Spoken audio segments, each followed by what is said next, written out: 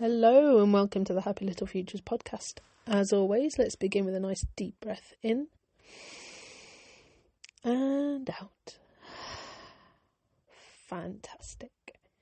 So this week I thought I'd touch a little bit on more mental health side, how meditation and mindfulness can support you and what I think is important to note with them really. I think I've spoken about this before. I do feel there's a preconceived idea of meditation and mindfulness sort of being a little bit hippie, a little bit of something that only certain people do. And this is something that I've been really struggling with myself. Not viewing it like that, but sort of trying to help people understand how it can be something more, how you sort of practicing meditation, practicing mindfulness in your everyday can actually take you on a wider journey, how it can support your mental health and how it can really sort of ground you in some of the trickiest moments in your life, really, I suppose. I personally started practicing meditation, what have I said, about 10, 15 years ago, whatever it was. And I didn't realise at that point how much I was sort of not seeing things, I suppose.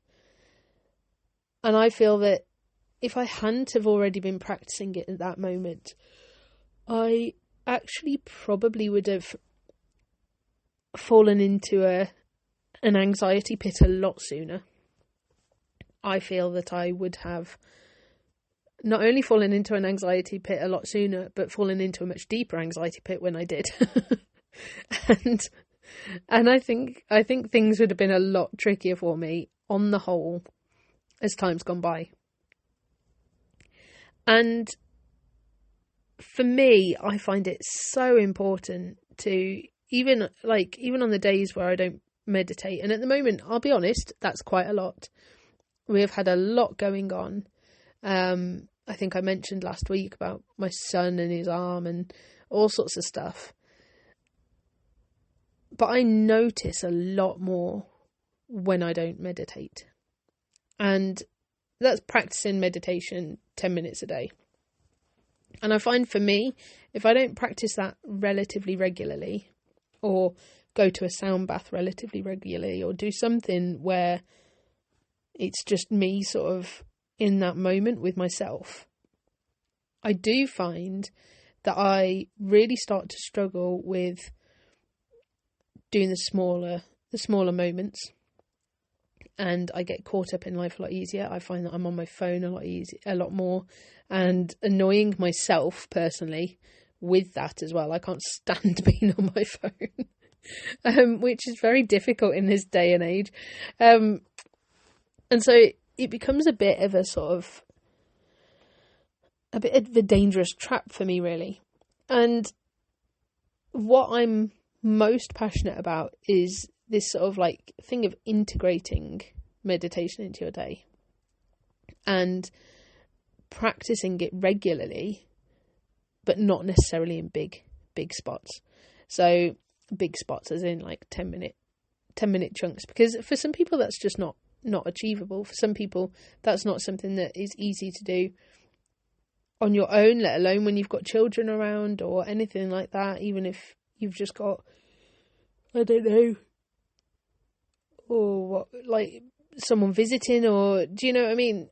It can be hard to try and find that moment to just take 10 minutes to yourself. And it sounds so easy, but I feel that in this day and age, a day and age of technology, of like life, I just feel that it's not so easy, really.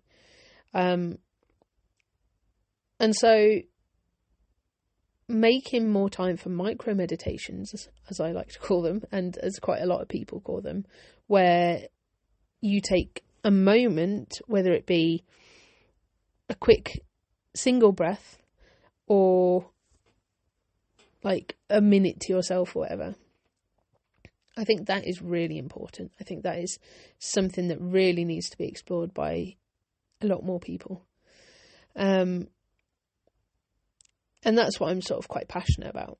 And I know that I've spoken about this before. I know that I've spoken about the fact that it's sort of, it can be a real gift to yourself to take that moment, that breath that we do at the start and at the end of the podcast. Just taking that moment for yourself, it can really help to ground you in that moment, just separate you from the chaotic path that life can be to the moment of peace that you can have. And for that reason, I think meditation can be quite a gift for many of us, quite a gift to sort of like just help us on our way and through from one thing to another. And just before I carry on, I just want to mention our sponsor, Rowan Fox. Rowan Fox is a sustainable clothing brand for kids and adults who love wildlife and love the earth. And if you head to rowanfox.com or visit them on Facebook and Instagram, you can see the full collection. So with that and the mental health support that can provide, the sort of like day-to-day helping to keep you more aware of who you are, of what you need in a moment, of the sort of self-care levels that you need, and what actually works for you as self-care as well. I think that self-care is quite a broad topic. For some people, it's going to the gym. For me, the thought of going to the gym makes me want to cry. And even though it could be if I tried, right now, it's not. That's not self-care for me. I can tell you right now that for me, self-care is having a bath or listening to an audiobook, or some days it's just getting a bar of chocolate and sitting in front of the TV. Or it could be going for a walk, like just little things like that, taking a breath of fresh air, having a nice coffee to myself. And sometimes actually it's sitting down with pizza, watching a film with my kids and making that sort of like taking that real moment to actually be present in that moment, to actually stop and just cuddle with my kids, just not be distracted by the phone. And in that sense, actually meditation can provide us with pattern breakers, things that we can use to stop ourselves from drifting off. It's not just a thing of it helps you to stay present, it's a thing that it helps you to notice what you're doing, what you're feeling in a moment, and then move on from that. So it can be a real tool. I know I've spoken about this mental health toolkit before, but it really can be a proper tool. And the more you do it, the more frequently you do it, and the more, I believe, younger that you start doing it, the more you can use it in a moment. And it doesn't have to be big. The other day, I was getting frustrated. I needed to leave the house. I couldn't find my shoe. I came upstairs and asked my husband to go look for me. And I sat down with our youngest, who he was putting to bed at the time sort of thing. And I sat down and I just closed my eyes and I just breathed in, just to sort of go, right, come on. It's not going to be any fun for either of you if you're reading at a crazy pace. And I sat down, closed my eyes, took a deep breath. And my youngest went, "Mummy, what are you doing?" She's 3.5, coming up to 4. And I said, I'm just taking some deep breaths. I said, when I close my eyes, it helps me to concentrate on my breath. And I just carried on.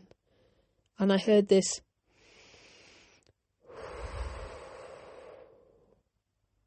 to my right. And I opened one eye and looked down. And she was sat there with me. She was sat on my lap. And she'd closed her eyes and was just taking a deep breath with me. And she was just taking that moment too. And I didn't ask her to. She was just present with me in that moment. And I think that those are the moments that can really count and really be altered. And the modelling really starts to play in with teaching kids and learning these things younger. So on the flip side of it, there's also then therapy and CBT for when we have sort of like fallen into a deeper place, when we need a little bit more support. And there's many different types of therapy, counselling, CBT, all sorts of stuff. And I have come to realise that actually what I am passionate about, I missed a nut out on the end of that, passionate about isn't just this thing of like meditation can be for everyone, it can be integrated into a moment, it can be sort of something that you just do and is just part of your life and is part of self-care and getting to know yourself. It's not just that. Actually, I am just as passionate about the fact that you don't have to be at rock bottom to access therapy, to go to a therapist and get support. And actually, therapy can be a massive form of self-care if you are willing to try it and if you are willing to experiment and see if it works for you. And for me personally, I know I've spoken about the fact that I sort of ended up doing sort of more CBT style therapy that supported me.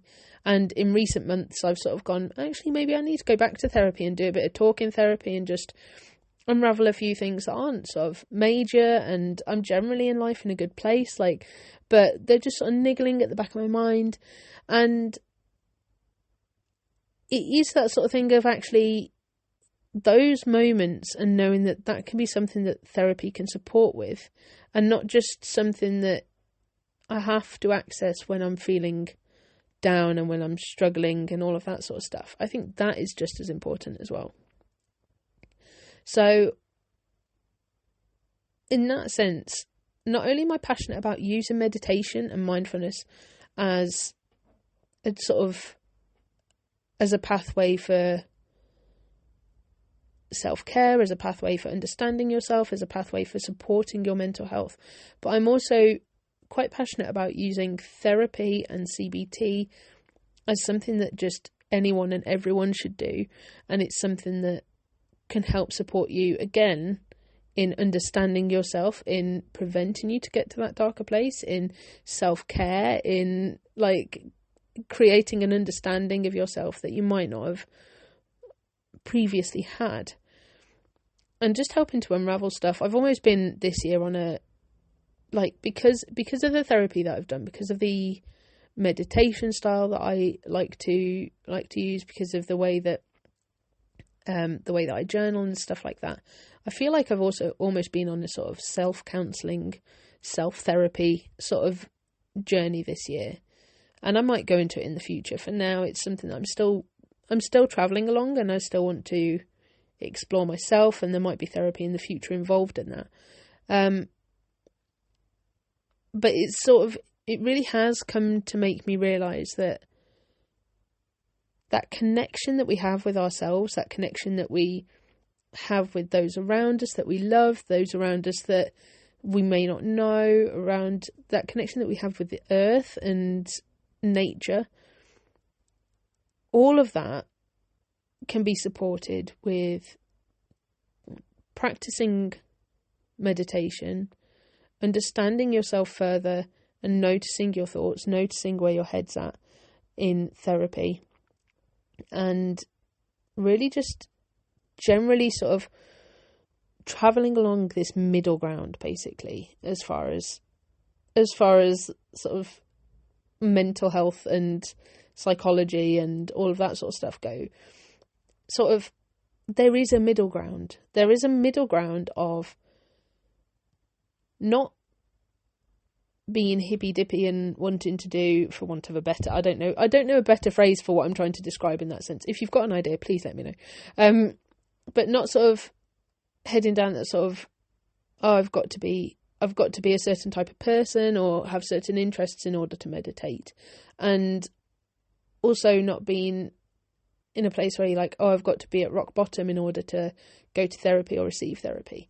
I do believe that both are something that everyone would benefit from doing, and I do believe that both can be used as a preventative to hitting rock bottom, a preventative to getting into a place where you're struggling and can't find a way out. And actually they can both support your mental health all the way through. So that's my thoughts and ponderings, and I would actually really appreciate hearing your views on this. Whether you've meditated in the past, whether you've sort of done counselling, therapy, all of that sort of stuff. You don't need to go into it, but actually what you believe or how you feel about it, what you think would generally benefit people. Would they benefit from having, like, sort of it almost been something that is just learnt from a young age, that is built into their life as a natural process, rather than it being something that you have to sort of hit rock bottom for, or go on a journey of self-discovery for, or something like that. Like, I'd really appreciate hearing your thoughts, and hopefully my thoughts have got you thinking as well. It'd be interesting to see if my thoughts have got you thinking, and whether you're actually like, no, you know what? Like, maybe I do want to go and do a bit of therapy and just learn a bit more about myself. Or go and try meditation for the first time and see if that helps me to learn a bit more about myself as well. So let me know, have a go, and yeah, you can send me messages on Facebook or Instagram or whatever you fancy, but I'd just be interested to know. And with that, we're going to finish, and we're going to take a deep breath in and out. Fantastic. And I will see you all soon.